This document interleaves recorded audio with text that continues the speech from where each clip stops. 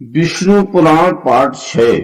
हिरण्यकश्यप ने प्रहलाद का आलिंगन करके कहा, प्रहलाद, तुम्हारी वजह से इतने साल बाद मुझे विष्णु के साथ लड़ने का मौका मिल गया है। यूं कहते गदा उठाकर नरसिंह अवतार के साथ लड़ने को तैयार हो गया। नरसिंह ने प्रलय गर्जना करते हुए उछलकर हिरण्यकश्यप को पकड़ लिया और उसको सभा भवन के द्वार तक ले गए। इसके बाद अंदर व बाहर से अतीत द्वार के चबूतरे पर रात व दिन से परे संध्या के समय आकाश व पृथ्वी से भिन्न अपनी जांघों पर रखकर अस्त्र शस्त्र से परे अपने नाखूनों से उन्होंने ब्रह्मा से प्राप्त सभी वरदानों से भिन्न हिरण्यकश्यप को पेट फाड़कर मार डाला।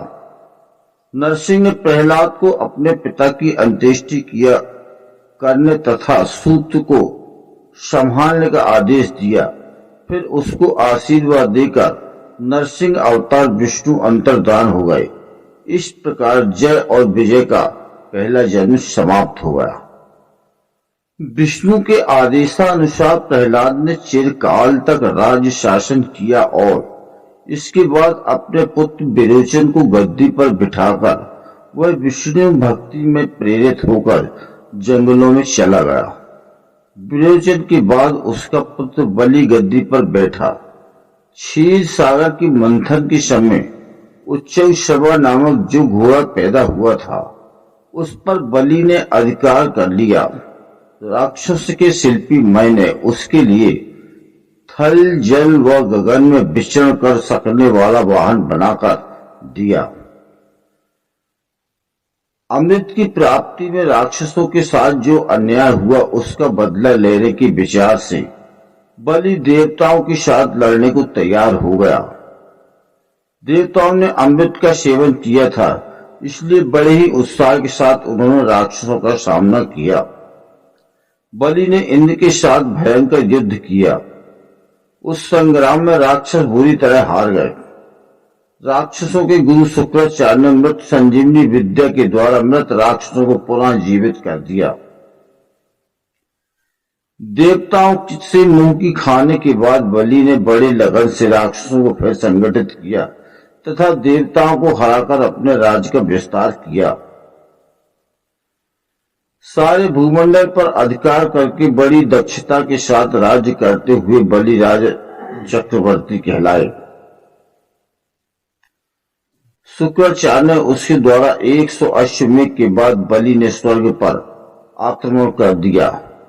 उसके हमले से घबराकर स्वर्ग के निवासी देवता जंगलों में भाग गए। दिक्पाल भी बलि चक्रवर्ती की अधीनता को स्वीकार करके उसके आदेशों का पालन करने लगे।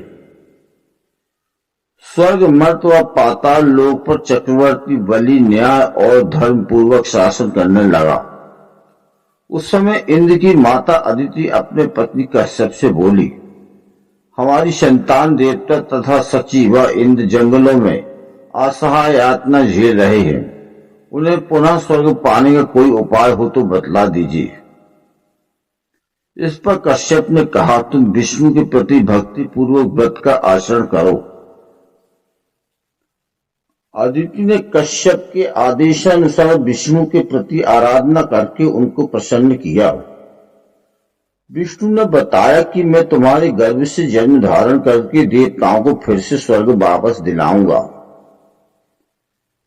इस प्रकार विष्णु ने अदिति व कश्यप के यहाँ बोने शिशु के रूप में जन्म धारण करके 10 अवतारों में से 5वां वामन अवतार लिया।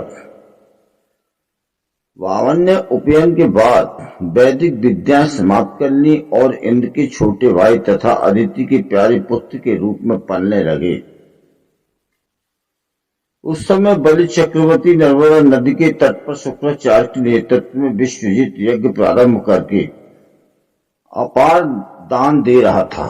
वामन ने जनेऊ, हिरण का चर्म व कमंडल धारण किया, छाता हाथ में लेकर खड़ाऊ पहन लिया और मूर्तिभूत ब्रह्म तेज के साथ बलि चक्रवर्ती के पास चल पड़े। छोटे छोटे डग भरने वाले वामन को देख यज्ञशाला में एकत्रित सभी लोग प्रसन्न हो उठे। बावन ने बलि चक्रवर्ती के समीप जाकर जय जयकार किया। बावन को देखते ही बलि के मन में अपूर्व आनंद हुआ। उसने पूछा, अरे मुन्ने, तुम तो अभी शिशु के अवतार में ही हो। तुम कौन हो? एक नए ब्रह्मचारी के रूप में कहाँ चल पड़े? मैं तुमसे ही मिलने आया हूँ। मैं अपना परिचय क्या दूं? सब लोग मेरे ही हैं, फिर भी इस वक्त अकेला हूँ। वैसे मैं संपदा रखता हूँ, पर इस समय एक याचक हूँ। तुम्हारे दादा परदादा महान वीर थे। तुम्हारे शौर्य और पराक्रम दिग्दिगांत तक व्याप्त हैं। बावन ने कहा। इस पर बलि चक्रवर्ती हंसते हुए बोले, आपकी बातें तो कुछ विचित्र मालूम होती हैं। आप शौर्य और पराक्रम की चर्चा कर रहे हैं, युद्ध करने की प्रेरणा तो नहीं देंगे ना? क्योंकि इस वक्त मैं यज्ञ की दीक्षा लेकर बैठा हूँ। इस पर बावन बोले, वाह, आपने कैसी बात कही। महान बल पराक्रमी बने आपके सामने बौना बने हुए मेरी गिनती ही क्या।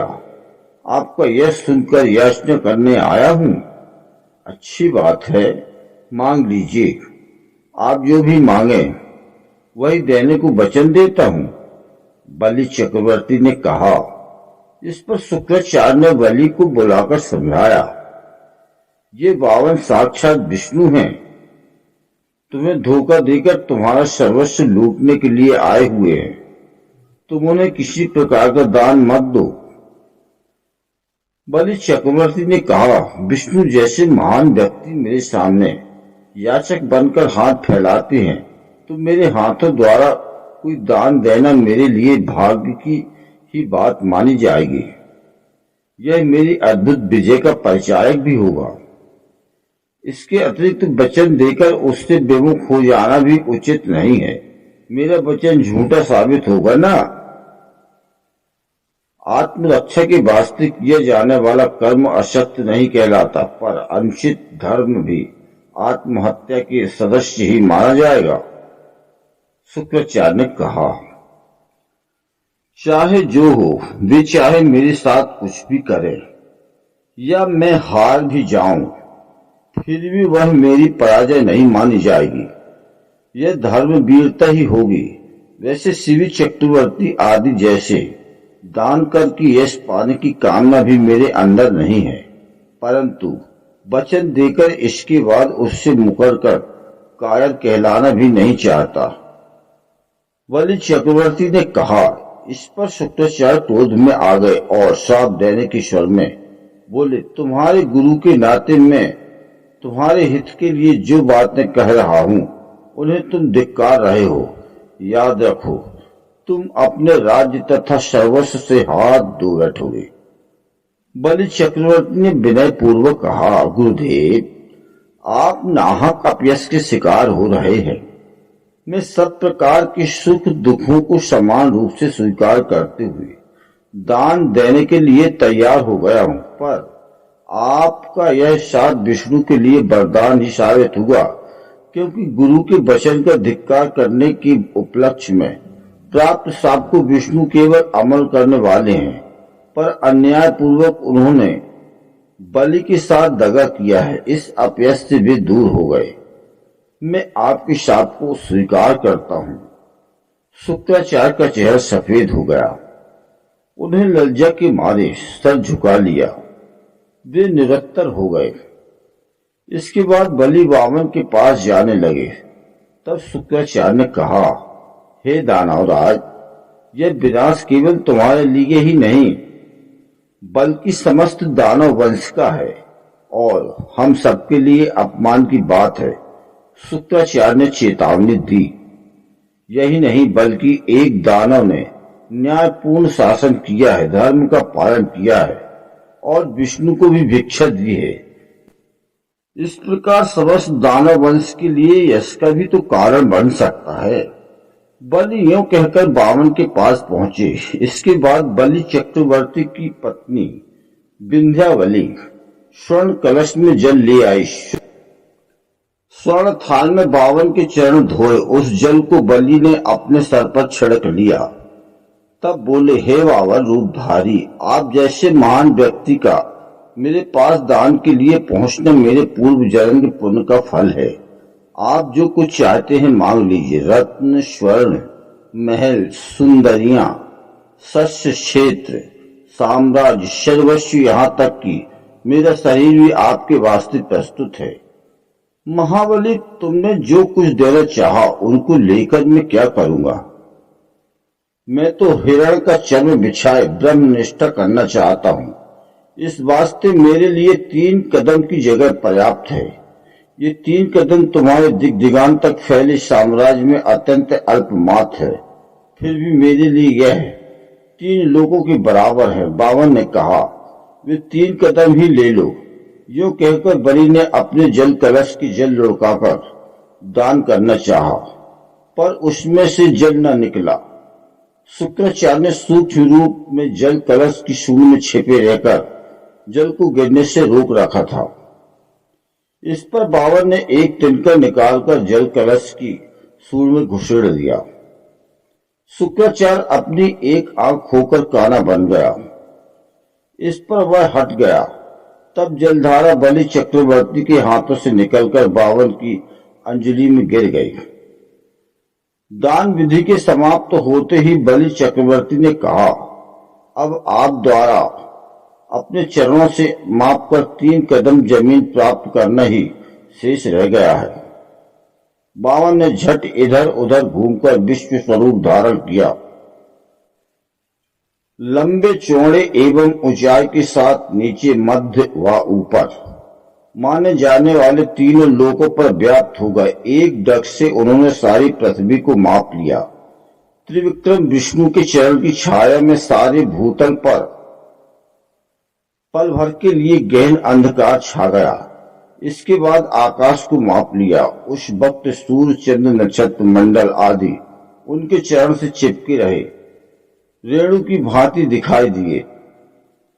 तब ब्रह्मा ने अपने कमंडल के जल से विष्णु के चरणों का अभिषेक किया। विष्णु के चरण से निकलने वाला जल आकाश गंगा का रूप धरकर स्वर्ग में मंदाकिनी के रूप में प्रवाहित हुआ। 52 रूपी त्रिविक्रम ने बलि से पूछा, हे बलि चक्रवर्ती, बताओ मैं तीसरा कदम कहाँ रखूं? हे त्रिविक्रम, लीजिए यह मेरा सिर, इस पर अपना चरण रखिए। यूं कहकर बलि चक्रवर्ती ने अपना सर झुका लिया।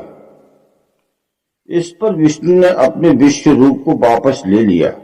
फिर से 52 बनकर बलि के सर पर चरण रख दिया। बलि पृथ्वी तथा आकाश को पूर्ण रूप से मापने वाला यह मेरा चरण तुम्हारे सर को पूर्ण रूप से माप नहीं पा रहा है। उस समय प्रहलाद ने वहां पर प्रवेश कर कहा, भगवान, मेरा पोता आपका शत्रु नहीं है, उस पर अनुग्रह कीजिए।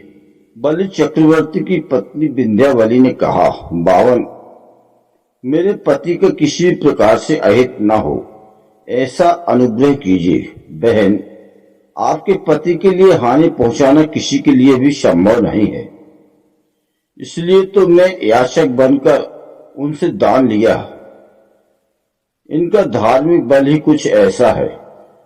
यूं समझाकर 52 प्रहलाद की ओर मुड़कर बोले, जानते हो बलि मेरे लिए कितने प्रिय व्यक्ति हैं।